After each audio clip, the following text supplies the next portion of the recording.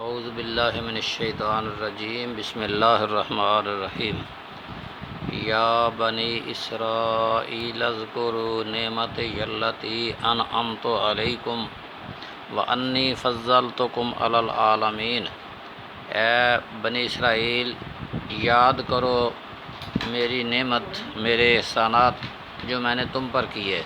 وانی فضلتکم علی العالمین، اور یہ کہ میں نے تمہیں سارے جہان والوں پر فضیلت عطا کی۔ اوپر آیت نمبر 40 میں اجمالی طور پر بنی اسرائیل کو اپنے احسانات یاد دلائے۔ اب تفصیل کے ساتھ ان کا بیان شروع کرنے کے لیے دوبارہ خطاب کیا، اور واعظ کا یہ انداز نہایت بلیغ اور مؤثر ہوتا ہے۔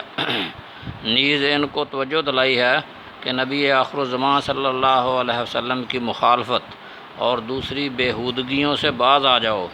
سارے جہان کے لوگوں پر بزرگی دی، یعنی اس دور کے لوگوں پر، اور بنی اسرائیل کی یہ فضیلت توحید کا داعی ہونے کی وجہ سے تھی، اور امت محمدیہ کو یہ مرتبہ بنی اسرائیل کے سوا کسی دوسری قوم کو حاصل نہیں ہوا۔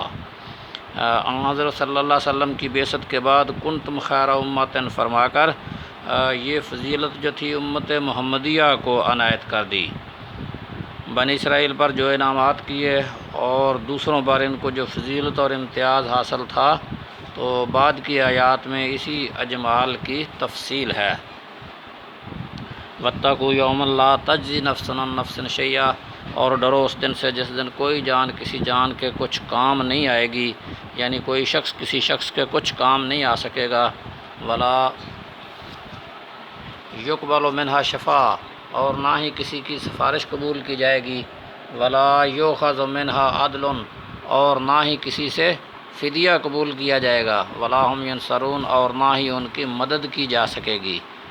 تذکیر نعمت کے بعد ان کو قیامت کے عذاب سے ڈرایا۔ بنی اسرائیل میں فساد کی اصل وجہ یہ تھی کہ وہ اپنے انبیاء اور علماء پر نازاں تھے، اور سمجھتے تھے کہ ہم خواہ کتنے ہی گناہ کر لیں، ہمارے بزرگ اور آباء و اجداد ہمیں بخشوا لیں گے۔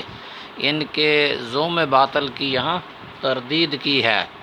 یہ مسئلہ اپنی جگہ پر محقق ہے کہ آخرت میں اللہ تعالیٰ کی رضا اور اذن کے بعد ہی شفاعت ہوگی، اور احادیث صحیحہ سے یہ بھی ثابت ہے کہ گناہ گار موحدین کو شفاعت کے ذریعے جہنم سے نکالا جائے گا۔